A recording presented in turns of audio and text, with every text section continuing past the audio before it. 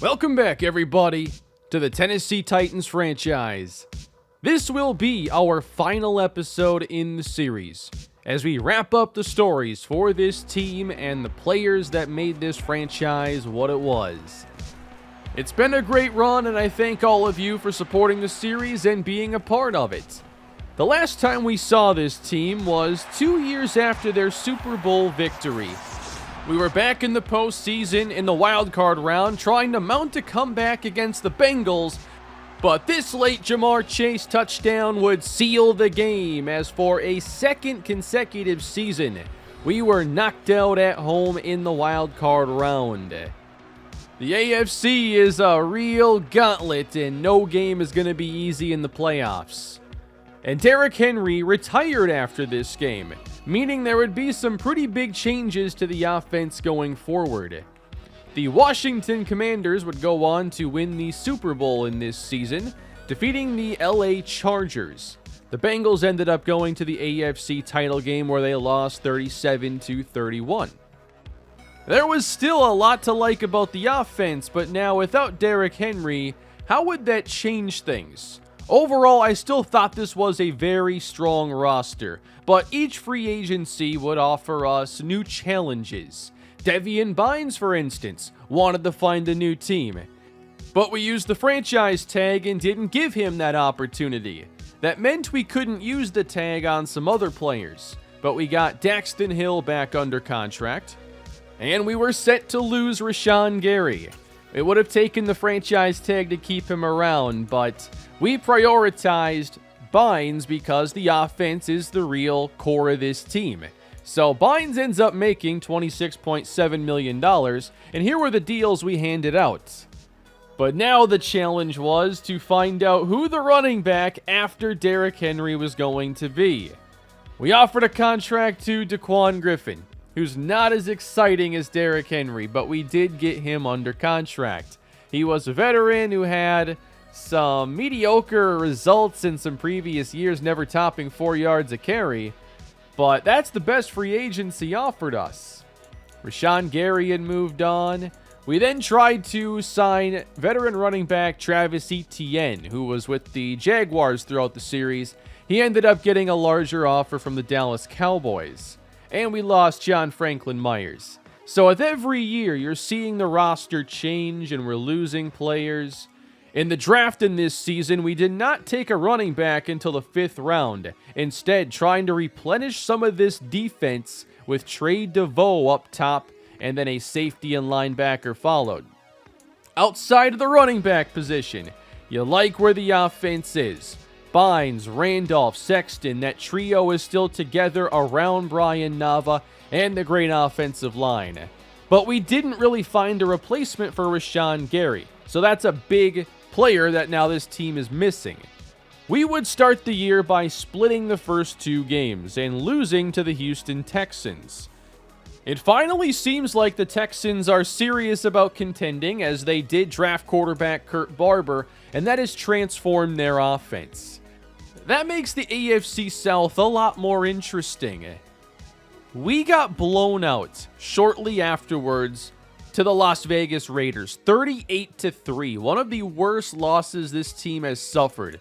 Brian Nava was sacked 5 times, threw 2 interceptions, and we couldn't get anything going. I mean, 38-3, that's an all-systems failure kind of game for your team. And we would lose 3 consecutive, then falling to the Jacksonville Jaguars by 7. Trevor Lawrence had 3 touchdowns and no interceptions. And you get the feeling now that the offense maybe isn't quite the same without Derrick Henry, and certainly the defense is lacking something. Through 4 games, we had one of the worst scoring offenses in football. And Devian Bynes had suffered a pretty serious knee injury. He partially tore his ACL, so the offense was now no longer at full strength. We lost this high-scoring game to the Buffalo Bills, 38-31. We were digging a hole that was going to be near impossible to get out of, despite a Treyvon Randolph 3-touchdown game. This caused some locker room frustration. Kirk Lippett now playing without Devian Bynes a little bit more. He's demanding the football. That's not helping the team. That's a distraction. And then it all comes to a head with a 56-37 loss. Like, really good for ratings, really bad for our team. To give up 56 points, waste this level of offense we're capable of playing. Treyvon Randolph, 200 plus yards. You lose the game. The Titans were 1-5. And we had really reached a crossroads when it came to the age of this team and some of the contracts coming up. Would it make sense to move on from some players? And this was the year we had to re-sign Brian Nava. And he made it known he wanted to be close to home in South Dakota, so he wasn't really interested in a long-term deal. We had some big name pending free agents during this season, so it was time to make some tough calls. And Devian Bynes was the one player I wanted to see us trade, but he was injured, so that was impossible. We ended up trading away Elton Jenkins and Deshaun Payton, getting a second-round pick, 2 3s, and a 6 for those 2 players to help us work on replacing some of the lost talent. And then we tried to get a deal done with Treyvon Randolph. And we did for 5 years. $145 million. He is the greatest receiver in Titans history, and there's no way I wanted to see him go anywhere else. There was no saving this season, though. The second half didn't get much better. We got shut out in one game against the Baltimore Ravens, 15-0. I can't even fathom this team being so bad at putting up points. I can understand the defense regressing, but not this. We still tried to get a big deal done with Brian Nava, but it was not easy. He wasn't impressed by our offers. And by the end of the year, the Titans had gone 5-12. A shocking fall for a team that had been well positioned to be a strong AFC powerhouse for years to come. And the only thing I could really think about here was the running game was less efficient and we didn't get a lot of touchdowns there. The passing game was still productive, but how can you possibly be bottom 2 in scoring? Clearly, we missed Derrick Henry, we missed Rashawn Gary, but this was just too much. Looking at some of the numbers here, we were, like I said, bottom 3 actually in scoring, but I felt like the running game was a big reason why, considering we only had 11 rushing touchdowns, we didn't rank well in the running game whatsoever. The Bears would go on to win the Super Bowl this year, and Justin Fields is the Super Bowl MVP. We would get one more chance to strike a big deal with Brian Nava, and just tried to blow him away with an offer. 7 years, $300 million. Finally got him under contract. The plan for this year was to also let Devian Bynes go. He wanted to go to a new team. I was hoping we could tag him, get one more good run, and then he'd move on. We couldn't even trade him during a bad year. But now this was a challenge where you can't keep everybody together, especially when you have this much high-level talent. It is impossible. But missing Derrick Henry for 1 year had us offering Najee Harris a massive 3-year, $42 million contract. We also wanted to replace Devian Bynes with A.J. Bingham from the Dolphins. We would sign Bingham. We got him after all. And now Najee Harris goes to the Raiders, turning us down for a 2-year, like $22 million offer. Unbelievable. You'll remember Bingham as a draft crush of mine earlier in the franchise, and he ended up going to a crowded receiver room in Miami. Didn't get to play much, went to Philadelphia, went to Tampa, and now it makes sense to go get him. We ended up trading away Sean Daniels and some late picks to go get a new running back in James Gardner. We could not have the same kind of running game we did the year before, and Gardner's at least a solid player. We also reunited with defensive end Cedric Samuel. He had bounced around a little bit after leaving us, but I still felt like he's very good depth. And then we saw that Devian Bynes would make his way to Tampa Bay on a big 4-year contract. He wanted to be the guy, and now he gets his chance. In free agency, we also saw Elgton Jenkins sign a deal with the Washington Commanders.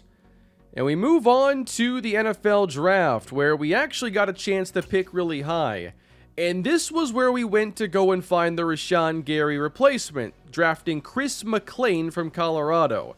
We then went with linebacker in the second round, along with Ahmad Givens. So this is where we had an extra second round pick in the Elgton Jenkins deal, and this gave us a really intriguing receiver option.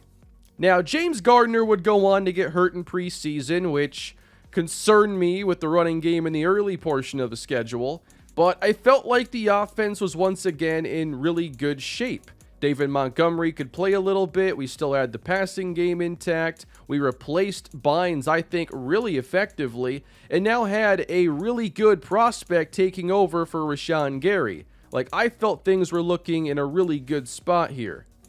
But also, like, poor AJ Bingham. He goes to another team that's excited to have him, and he's stuck again as the fourth receiver because we drafted Givens, and he obviously had to get on the field. Well, the season would get underway, and we lost our opener to Indianapolis. We got ran all over again by Jonathan Taylor. What else is new? The defense didn't look improved there whatsoever. Treyvon Randolph's heroics once again end up in a losing effort. We would start the year losing back-to-back games in the division despite the offense holding up their end of the bargain.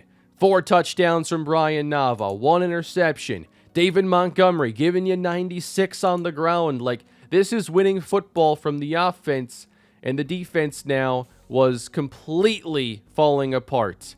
We lost Caleb Farley for the season due to a broken ankle. Connor Knox was injured. Now you're talking about a defense that's far less intriguing. And the Titans tried to do something about it, trading away Kirk Lippett for Nick Cross and a third-round pick. So AJ Bingham was back to being a third receiver. And then we just got blown out by Dallas, 35-7. A rookie quarterback throws 3 touchdowns. I've never heard of him. Brian Nava, 2 interceptions. Ran all over by Travis Etienne, who didn't want to come here in free agency. Like, nothing's going right. Oh, and they got Grant Richardson. He's been one of the most elite pass rushers in the franchise since he was taken in the first draft class of the entire series. Started his career in Seattle, was elite there, and maybe he's even better in Dallas. Now, we would rebound from our rocky 0-3 start, winning consecutive games and starting to turn things around. We had also signed Carlton Davis to shore up our secondary, and at least we had scraped together a couple wins, and we were going to get James Gardner back and healthy. We had Ben Chambers look for a new contract, but he wanted big-time money, and we weren't ready to give it away.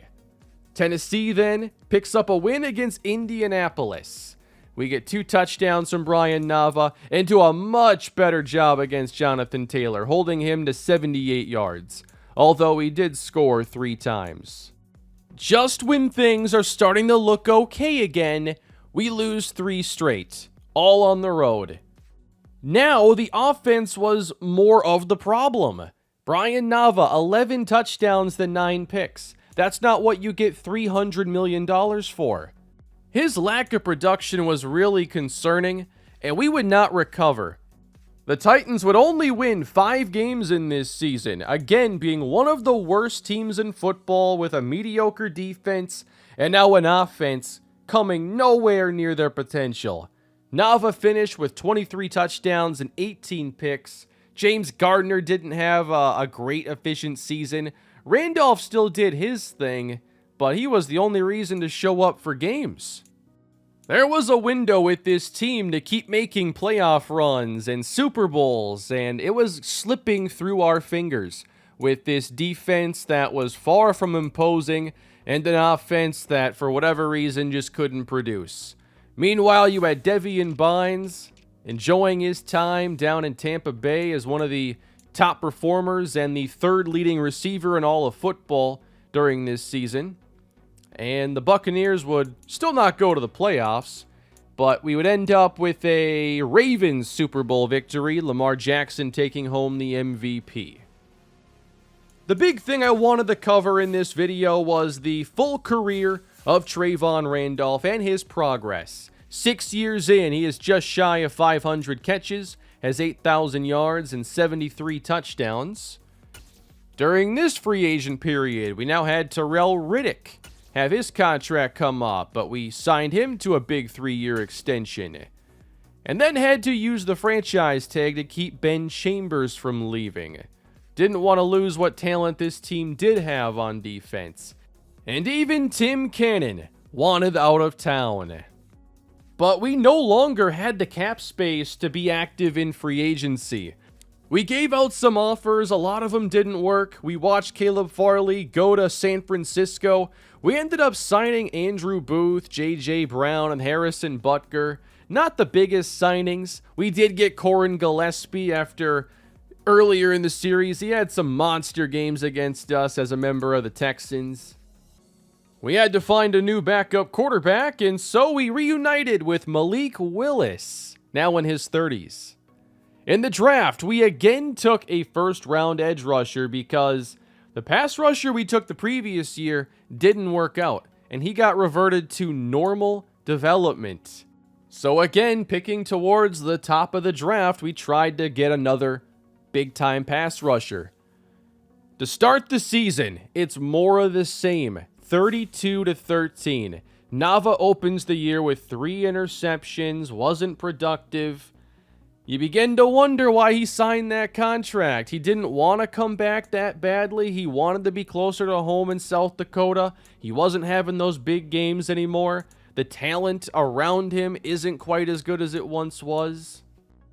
We did meet up with Devian Bynes during this season. He came to town and had a few catches against us. He had a 27-yarder in the first quarter. We're going to go late in this game, though, with Nava and the Titans trailing, getting the ball to Treyvon Randolph. That's always a good idea. Inside the 40 of Tampa, and then it's A.J. Bingham holding on to a really tough ball in traffic. We would take it down, 4th and goal, touchdown, Randolph, to pull us within 2 points. But we had to convert the 2-point conversion. Tennessee goes spread against the blitz, and it's out in front for Randolph, incomplete. And the Buccaneers would hold on.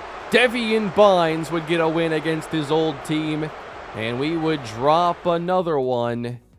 That would give us a 1-2 start. We rebounded with 2 victories following, and Nava had 3 touchdowns against the New England Patriots, all of them going to Randolph, who had 125 of his 199 yards. We just couldn't get on that nice run, though. We'd have good days on offense, and then the defense would let us down. The Texans, by the way, made a quarterback change, apparently not keeping around Kurt Barber. Now, this would not be a terrible season like the years prior. It was a very inconsistent year, but we were back to being in the hunt, which was much better than being a top 5 picking team. We would go into the late season stages, 8-7, with a chance to go and clinch a wild card spot. The Texans were 1 game behind us. We led this game 21-16, 2 minutes to go in the 4th quarter. Here's tight end John Cano running away from the defense. He's somebody we've always struggled against. And then on 3rd down, a breakdown in the defense, a wide open catch, and a touchdown for Gordon Patton as the Texans retook the lead. Down 3 with 1:13 to go. It was on Brian Nava to lead this offense down the field to get us back to the playoffs. There's a catch for Ahmad Gibbons for a gain of 16 yards. With 1:05 remaining, Nava is intercepted! And it's Sammy Barden. He's done this against us before. He was a college teammate of Treyvon Randolph, selected right after him in the draft. And he is the one that ends our season, making that fantastic play. And it's another year of no playoffs for Tennessee. I did not see any of this coming. I thought this would be a very strong team for many years to come, even with big contracts handed out to Randolph and Nava. But this team really was just a shell of its former self at this point, and we could not fill in the gaps left by some of the elite talent that had moved on. And the defense was basically needing a new rebuild. The Raiders would win the Super Bowl this year. They've built a really good team around quarterback Desmond Ridder. Devian Bynes would be the NFC Offensive Player of the Year. He was also named the best receiver in the NFC, while Treyvon Randolph came in second place in the AFC. Eli Dorsett, by the way, really good player drafted by the Steelers. In the following offseason, Ben Chambers wanted $108 million as an inside linebacker. That didn't happen with us. He ended up getting it, though, from the Buffalo Bills, so good for him. And it was about this time that I decided that it was time for me to step down as assistant GM of this team. I was no longer handling anything in free agency, anything in the draft. It was time for a new approach because what we were doing was not working. I wasn't even doing a lot of the drafting anyway, but I was handling free agency. I gave that up. I still felt like we were taking some good players at positions we had to get better at. I liked the offense outside of the running backs. We couldn't find that Derrick Henry replacement very easily.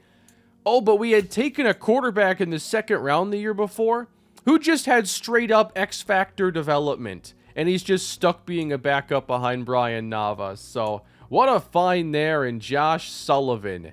Second pick of the second round. Here's the defense. Yeah, the two edge rushers we took early were both busts. You miss twice in the top 5 in back-to-back years, you know what happens to your team, right? You don't recover from that very easily. Truman had 2 sacks in his rookie year. He was a big disappointment. I can't believe what happened to this team. Now, we actually opened this next year with a victory against the Patriots, 21-19. Offense didn't even have to be at their best to go and win. Could we finally see maybe a bit more balance out of this team? That's what I was hoping for. We would end up winning 3 of our first 5, trading wins and losses, and continuing that inconsistent style of play. We'd win a high-scoring game in Indianapolis, in overtime with a walk-off touchdown. 4 touchdowns for both Brian Nava and Sam Hunter, and we didn't let Jonathan Taylor go and win the game. A.J. Bingham went over 100 yards. Givens and Randolph each had good days as well. This was the year Randolph turned 30 years old. And at this stage in his career, he had already racked up 7 seasons of over 1,000 yards receiving. He had 600 catches, 94 touchdowns, and nearly 10,000 yards, and Sal Sexton's production was right behind him. Terrell Riddick had 88.5 sacks in his career. He was also hitting 30 years old, and there were questions about how much longer he would be in Tennessee. Here's a big victory, 35-10 against the Ravens. A 5-touchdown day for Brian Nava, and one of our most dominant games it feels like in a while, with Randolph finding the end zone 4 times.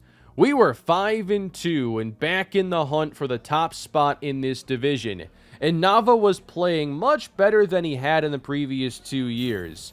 The media took note of that, and Nava ended up crushing his superstar goal in this game against the Houston Texans, throwing 5 touchdowns and 400 yards. However, we would lose because our defense was awful. Randolph had 180-3. He has some amazing games in these losses. But Brian Nava does become a superstar. We were 5-3 with one of the best passing games in football and a high-scoring offense. We looked to keep Sal Sexton around, signing him to a 3-year extension mid-season. And then Chris Wembley, he's been healthy, he gets an extension as well. After losing to Minnesota, we'd pick up 3 more victories, all close games because the defense doesn't let us win very easily. 45-42 against a team that's been one of our rivals throughout the series in the Pittsburgh Steelers. Treyvon, Randolph, no touchdowns in this one, and we still dropped over 40 points. The defense would continue to struggle, and we'd lose our next 3 games, putting our playoff hopes in jeopardy. We'd split the last 2 and miss out, going 9-8. This felt like it should have been a playoff year. We were 1 win away from making it. We were the best team to not go, but we had allowed almost 500 points. As good as our offense was, our defense was just as bad. It was a bounce back for Brian Nava in a really big way, throwing for 42 touchdowns. Kareem Gordon ran in 14 touchdowns, and Treyvon Randolph had 22. We had a trio of 1,000-yard receivers with Bingham and Givens clearing that mark. Still wasn't enough to go to the postseason. Defensively, we didn't have Riddick playing at that high level any longer, and nobody in the front 7 had broken out, and the secondary was just not like it used to be. Nava had earned himself X-Factor status now after his 7th season. He had a couple rocky years, but finally got that elite level play going once again. Here's the defense with Fulton, Hill, Knox, and Riddick still from that championship team, but not a good unit overall as we watch the Commanders go and win another Super Bowl for Kerry Farrell. Christian Fulton would call it a career at this stage after a phenomenal series here. He collected a lot of interceptions, became a really high-level corner. It was awesome to watch that unfold. This also meant our defense had a chance of being even worse. We continued to take early pass rushers. How many times can you do it before it finally just works? We drafted some good players with hidden development, but you still had to find a way to get these guys to produce. We also found perhaps the replacement down the road for Sal Sexton and Gregory Costanzo. Here was the offense going into the new year with A.J. Bingham moving on, and we had actually signed tight end Angelo Simmons despite having Sal Sexton still on the team. On defense, we had a couple rookies who could step in and contribute, but the secondary now was missing anybody that was a high-level starter. But it seemed like we had a working formula. The offense put up 1,000,000 points. The defense was a little bit better. We were 6-1 behind 22 touchdowns from Brian Nava, just 1 interception. Sure, we couldn't run the ball, but we could throw. And Ahmad Givens was now outproducing Treyvon Randolph in his 4th season. A 6-1 start is phenomenal. We'd lose our next game, though. And there was a lot of controversy in this team's locker room. With the offense playing at their high level, they grew frustrated with the play of the defense.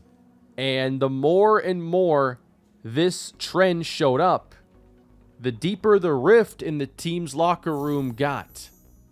It was important to bounce back against the Colts, which we did not, losing our 3rd consecutive, allowing 38 points. The offense can't go up and have a big day every week. The defense has to be the reason we win a few games here and there as well.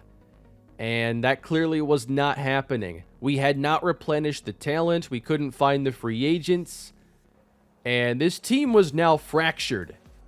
Under this 6-3 shell, you had a team that was not getting along. And things were not looking good. Tempers were flaring. Morale was really bad despite having a good record. And it just kept getting worse. We lost to the Buffalo Bills, giving us 4 consecutive losses. Defense gave up a walk-off touchdown in overtime. That didn't help matters. Treyvon Randolph, he had a couple down games here in this stretch. Actually didn't play in that last game against the Bills. And after a 6-0 start, we'd only win 2 more games the rest of the year. A truly shocking season. And I've never even seen that team turmoil scenario before. But that's what can happen with a team with such a divide between the play of the offense and the play of the defense. You cannot sustain a winner with this kind of defensive play. We were going all in on Randolph and Nava, thinking that we could make it work elsewhere. And that was proving to not work for the defense. Especially with all these failed draft picks. We'd miss the playoffs again, and the Falcons would break out as Super Bowl champions, defeating the Kansas City Chiefs. For a career stat update, got some amazing 1,000-catch players here. Devian Bynes up to 870 now, having some really good years in Tampa Bay. And given our lack of success in the locker room state, I think he's happy to be far away in Tampa Bay. Following this season, Justin Jefferson would retire, and so would Devontae Smith and Jalen Waddle, which meant that now in Miami, where they had just the best receiving core in football, Josh Allen was backing up Shelton Cunningham, by the way, but they no longer had that receiving monster that they built. It was all gone. The hope for us was that defensively, we'd start to make some progress with this offseason. We made a couple picks that seemed promising early on. More defenders taken early. The offense, again, not seeing a ton of change, but we did lose Ahmad Gibbons to free agency. And the defense came in with a few rookies who could make an impact early on. Terrell Riddick was there to mentor everybody, but still a lot of replacement level starters. This team ended up going 5-12, another failed year in the Nava Randolph era. Wasting away the careers of two superstars on a level the Angels can't even comprehend. Well, I guess we had our one title, but when you're talking talent to this caliber, it's dynasty or bust at that point, I believe. Treyvon Randolph was having great seasons left and right. He was the best receiver in football. Terrell Riddick got a really good year this season, but when you don't draft any impact starters on defense and can't develop any, this is what happens. It is unreal to see this team find these hidden dev players and none of them turn into anything for us. This team was not good on either side of the football in this season. It was just Nava and Randolph doing their thing, and that was it. Chiefs win the Super Bowl for Patrick Mahomes. And following this year, Chris Wembley would retire after his 11th season, and Daxton Hill also retired. And so did Timmy Church, remember him? We still wanted to keep Treyvon Randolph in Tennessee. The only responsibility I had for myself now with the team was to take care of the players that I had drafted. Randolph stays in Tennessee. Terrell Riddick wanted the test. Here was the team going into this next season, and now you're seeing regression along the O-line, a lot of players getting older. That pass rusher, Pinkney, he actually was a superstar, so there is a good hit for our defense. But during this next season, we would go 3-14 with another awful defense, the worst running game in football. Just nothing is changing. Nava was down to 26 touchdowns, and outside of Randolph, the offense didn't have much going for it. We had the worst running game. We didn't have good running backs. We had another 1,000-yard receiver this year, and we had Angelo Simmons be productive, but it wasn't mattering. So many of these years were just Treyvon Randolph feeling a lot like Calvin Johnson probably did in his years in Detroit. The year is now 2036. Another roster update here. We took a good corner in the first round. We had an upgrade at safety, but so many just average, normal development players. During the 2036 season, we would get back to the playoffs with a 9-8 record. We had a little bit more success defensively, but that's when it became apparent that this was going to be Treyvon Randolph's last year. He wanted one more run in the playoffs in Tennessee. and he finally had helped this team get back. And this was going to be it. He didn't want to end his time in Tennessee with a bad, underperforming team that couldn't make the playoffs. He wanted one more shot at the postseason. And at this point, it was the first time in quite a few years. Randolph was coming off a 1,400-yard season with 13 touchdowns. We also had a really productive receiver in Rasheem Loud. And Randolph had cleared 1,000 receptions and 150 touchdowns. Two incredible season or career milestones. He was still one of the best receivers in football. But he was getting older, and he knew he didn't want to play if he couldn't be the superstar that he's been his whole career. So here we were, with a big postseason getting underway against the Jaguars. This was going to be it for Treyvon Randolph. And I wanted to see if this team had one more magical run in them for number 84. The Titans got off to a good start in this game, scoring a 51-yard touchdown, but the Jaguars would quickly take control and lead by 7 here in the third quarter. Titans at their own 36, and Brian Nava is intercepted. Trying to get that pass to Gregory Costanzo. The Jaguars would capitalize with a touchdown, going up 14. Getting late in this third quarter, it was crunch time. That's Julian Chambers for a first down, and then a catch for Shadon Westbrook. As we get to the Jacksonville 37, to finish off the third quarter, Nava finds his number one target, Treyvon Randolph, trying to get in range for that touchdown. Fourth quarter now, Nava across the middle, and Westbrook's by himself, setting up 1st and goal Tennessee. They need 2 touchdowns. On 1st and goal, a jump ball for Randolph ends up getting intercepted in the back of the end zone. How many of these plays have we seen him win? But a great job deflecting it right to himself. And the Jaguars, with their 14-point lead, drive down the field. Under pressure, though, Trevor Lawrence is taken down by Priestley for a big loss. They would end up settling for a 51-yard field goal. And the kick was no good, keeping it a 2-score lead. Still, some slim hopes remain for Tennessee. Off the play action, Nava way underthrows Randolph. Maybe a few years ago, he makes that pass. 3rd and 5, a critical play for Nava, and he finds Shadon Westbrook to extend the drive in Jaguar territory. Down to 7 minutes to play. Nava finds Costanzo now, getting more playing time ahead of Sal Sexton, who was still on the roster.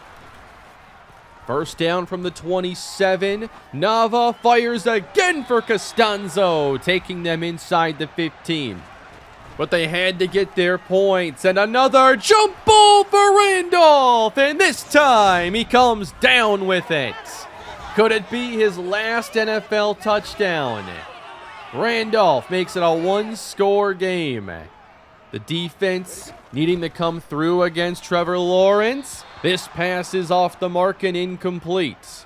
We force a 3rd down and 7, bring some pressure, and Lawrence cannot get the completion at the sideline. Defense gets the stop. Tennessee down 7, has 4 minutes to go and tie things. Nava takes off, has all kinds of room, but a flag is thrown. That's a brutal holding call on a 3rd and 4.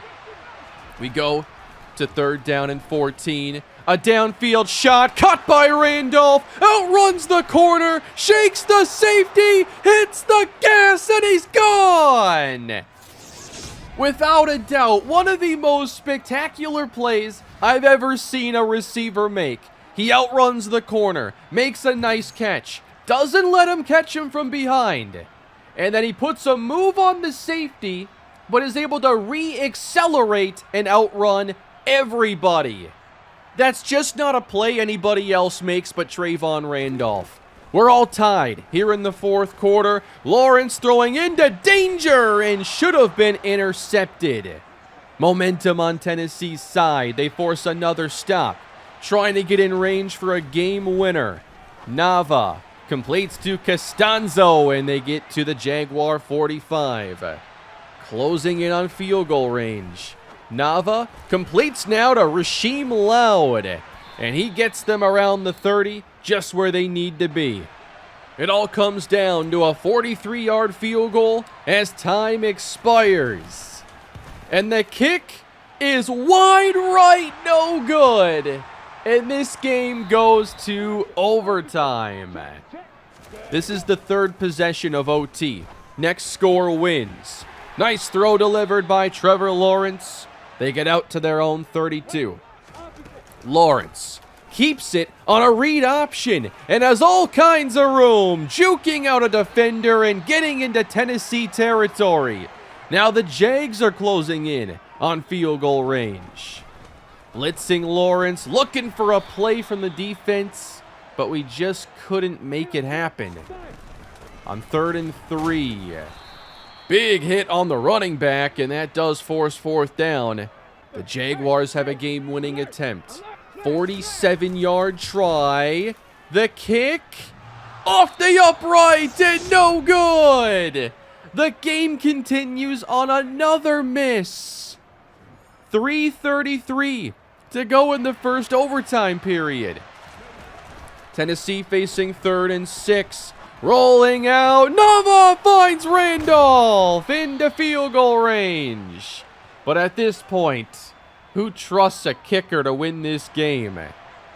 34 yards out on 1st down. Nava, seeing single coverage, finds Randolph for the walk-off winner. He wills Tennessee to a victory past the Jacksonville Jaguars here in the wild card round. What an effort by Treyvon Randolph, scoring 2 touchdowns in the 4th quarter and the overtime winner, 216 yards, 3 touchdowns, and another game for the Tennessee Titans here in the postseason. This advanced us to the divisional round against the 15-2 Pittsburgh Steelers. Joshua Holcomb, their quarterback, drafted in the same draft as Brian Nava, has also been one of the premier quarterbacks throughout his time in the league, now a 33-year-old in his 12th season. Trying to get Pittsburgh to the Super Bowl, we jump into the 4th quarter. A 19-14 game. Beautiful throw delivered by Joshua Holcomb over the defender. Pittsburgh drives it into Tennessee territory, and Holcomb's just got an answer for anything this defense can throw at them. At this point, he was a very experienced veteran, had become more of a well-rounded thrower instead of just a downfield, push the ball vertical kind of guy. We did bring him down, though, on a 1st down sack for Frey, and that would lead to a Pittsburgh field goal, keeping us in the game. But again, trailing in the 4th. Down goes Nava with too much pressure in the backfield. Pittsburgh's got a really well-rounded team. 2nd and long. There goes Nava once again, and doesn't slide in time. He wanted the 1st down, got it, and then coughed up the football. That gave it back to Holcomb and the Steelers. Off play action, another beautiful throw delivered inside the 10-yard line. Pittsburgh looking to go up multiple possessions, and this 6-yard rushing touchdown would put them ahead with little time on the clock. Again, down 2 scores and only 4 minutes to go and fix this. Randolph already had over 100 yards and a touchdown at this point. And he finds some space downfield, gets open again for a big play. We get down to the 3:44 mark. Nava downfield, lays it in to Loud around the 27. Gotta get a touchdown on this possession. Nava again, perfect throw to Rasheem Loud. A beautiful pass. Set up 2 yards out. A little bootleg away from the defense. Costanzo catches the touchdown. Tennessee can make it a 1-score game by hitting a 2-point conversion. A very critical moment in the game, and Nava throws it for Randolph, and he catches it shy of the end zone. He does not score, and it's still a 2-possession game with very little time on the clock, and the Steelers' running game would put this away, advancing them to the AFC Championship. The Titans' playoff run was over, and it was expected that Treyvon Randolph would call it a career. Beating the Jaguars was our first playoff victory since the Super Bowl win. It was a long time coming, and although Randolph can still play at a superstar level, he was pondering retirement, and no, he didn't want to go out like that, and he would need a little more time to think about it. He would be invited to the Pro Bowl alongside Brian Nava, so these two got to play again together in a little exhibition game. And of course, they had to put on a show when given the chance. Climbing the ladder, Randolph making a play you do not expect from a guy who might step away from the game. At the 44, the AFC, that is Nava finding Eli Dorsett from the Steelers, so they did not go to the Super Bowl either. Dorsett, one of the best players drafted throughout this entire run, by the way, of going through all these years after our Super Bowl. Randolph gets the AFC close. Nava looks his way again, and off the deflection, he's got it! Touchdown, Treyvon Randolph! And apparently we had some NFC diehard fans who didn't want to celebrate with him. That's ridiculous. Treyvon Randolph's touchdown would help lead them to a victory, as Hayden Jean-Charles got to coach this game as well. A 20-7 victory. Nava and Randolph got to have a couple more great moments together. But would it be the last time this pair took the field as teammates? The Chiefs would win the Super Bowl this year once again. And for Treyvon Randolph, he was 35 years old at this point and never had a bad season in his career. He racked up over 1,000 catches, 154 touchdowns. He had a Super Bowl ring from early in his career. There wasn't anything necessarily missing from his resume. And when the time came for an actual decision, Treyvon Randolph would retire alongside tight end Sal Sexton. Two legends of the Titans franchise retire together after 2036. Randolph, of course, went on to go to the Hall of Fame as one of the most decorated receivers of all time, right up there with Cooper Kupp and Amari Cooper from this franchise. I was also happy to see that Sal Sexton got a Hall of Fame jacket as well. I thought he had an outstanding career, even if the last few years were a little more uneventful. The following year for Tennessee, they would go 7-10, not able to successfully replace Treyvon Randolph, and the Buffalo Bills would be Super Bowl champions. At this point, I was wanting to see when Brian Nava would retire, and quarterbacks play a long time. But this team now around Nava had just changed so much. Brian Nava was 34 years old and could still conceivably play for a while. It wasn't fun to see this team then go 1-16 as the worst team in the NFL.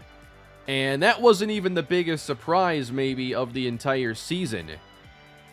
The Titans were packing their bags and leaving Nashville.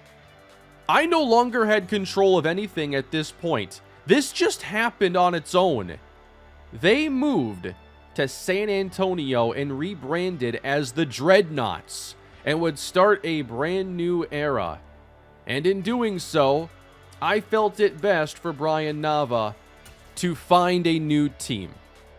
It was time for us to move on. We had moved cities, we had a good backup quarterback ready to take over, and a team that needed rebuilding. It was the right time for Brian Nava to move on. And he did, signing with our biggest rivals from the series, the Indianapolis Colts. I can't stand seeing Nava in that uniform, but this is what he wanted next. The Colts would end up only going 7-10, with the Dreadnoughts actually outperforming them. Nava's first game as an Indianapolis Colt was actually against the Dreadnoughts. So there's your big week 1 storyline game. They did a great job scheduling that one, and Nava came out victorious. But it was not a good season for Indianapolis, and we would beat him later in the season.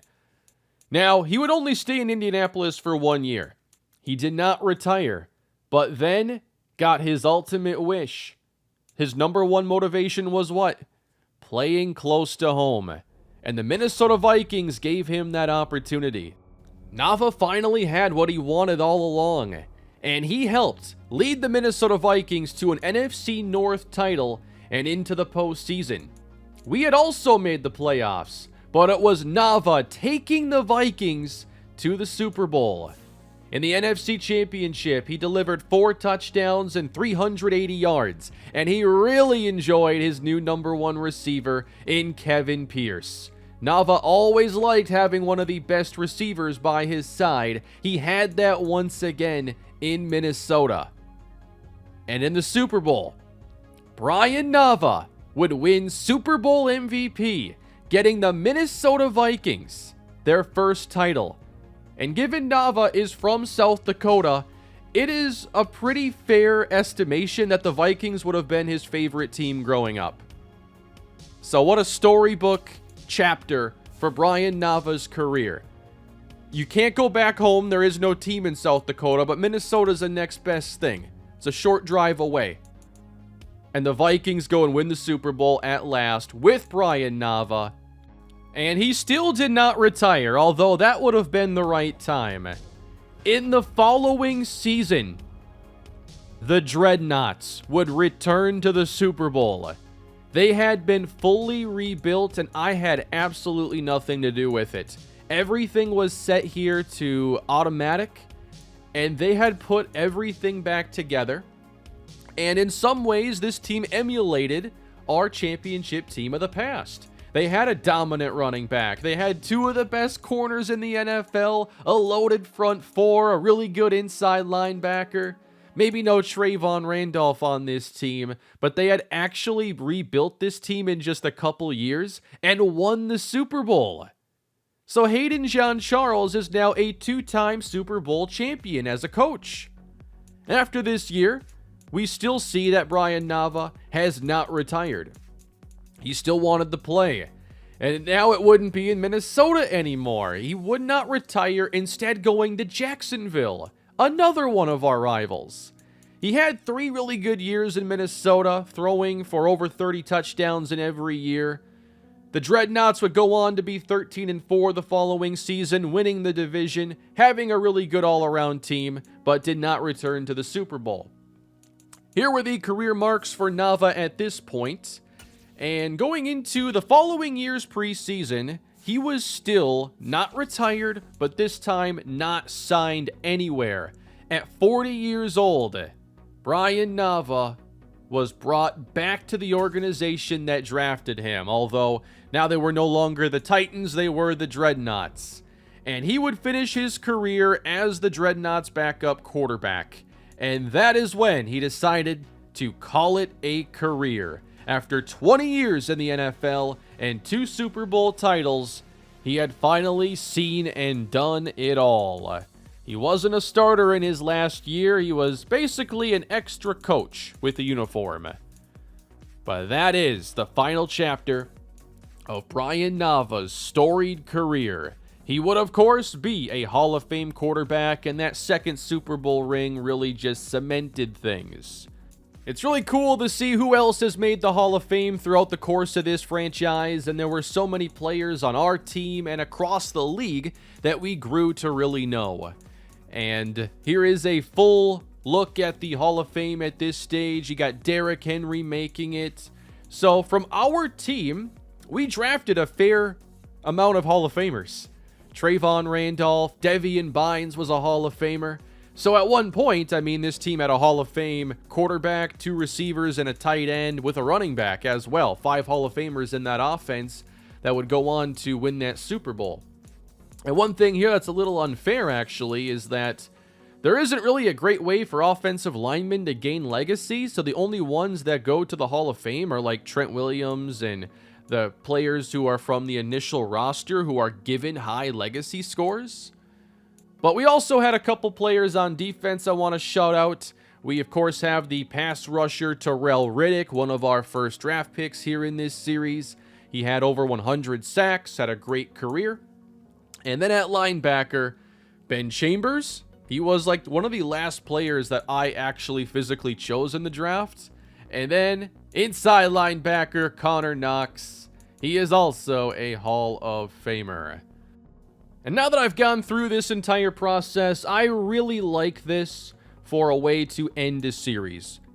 I mean, going through 5 years, it didn't feel like the right time to end, but if there was a right way to put a bow on this series, I think it was this way. And it's something I want to continue to do with future series.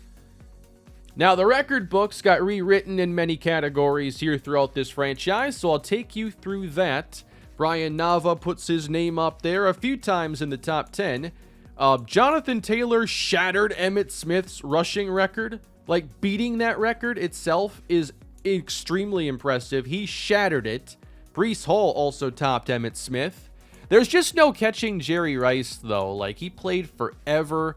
Like, 1,500 catches is so much. Like, how do you play long enough to catch Jerry?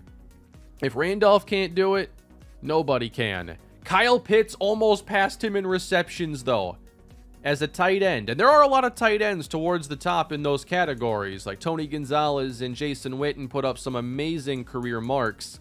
And then for the sack record, there was Grant Richardson up there along with Chase Young. Some of these records are really tough to take down. The interception ones will probably stand for decades, considering that nothing has changed in that regard since like the 60s or 70s.